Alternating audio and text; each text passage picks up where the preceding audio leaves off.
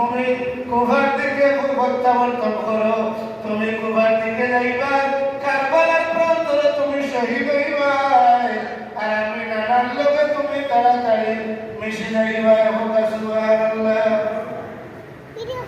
ও আমার নবীজির পক্ষ থেকে স্বপ্ন দেখিয়া নানার পক্ষ থেকে ওনার ভাইয়া সাহাবী ওগুলোকে বুঝাইয়া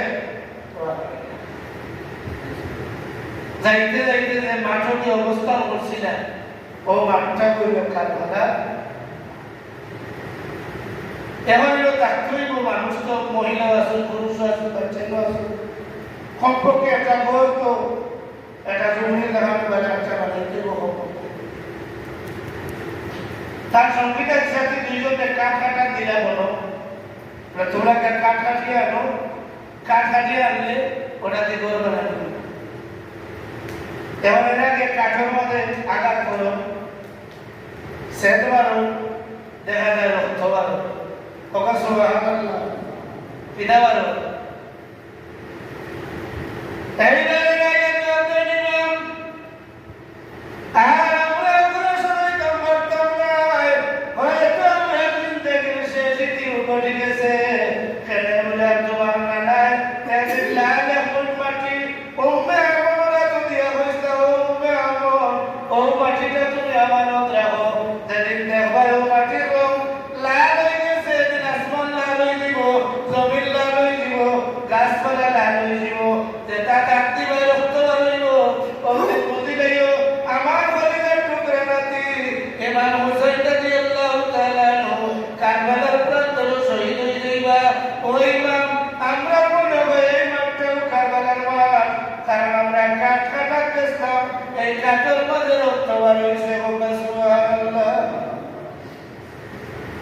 এখন যদি মাঠ কারবালা রয়ে যায় বাকি যাওয়া তো সম্ভব না। মুসলমান তো বাড়িয়ে যায় না, মুসলমানে তো লড়ায় না, কইলে আচ্ছা ঠিক আছে, তার নসিবও আছে, আমরা রাত্রে যাবো করি।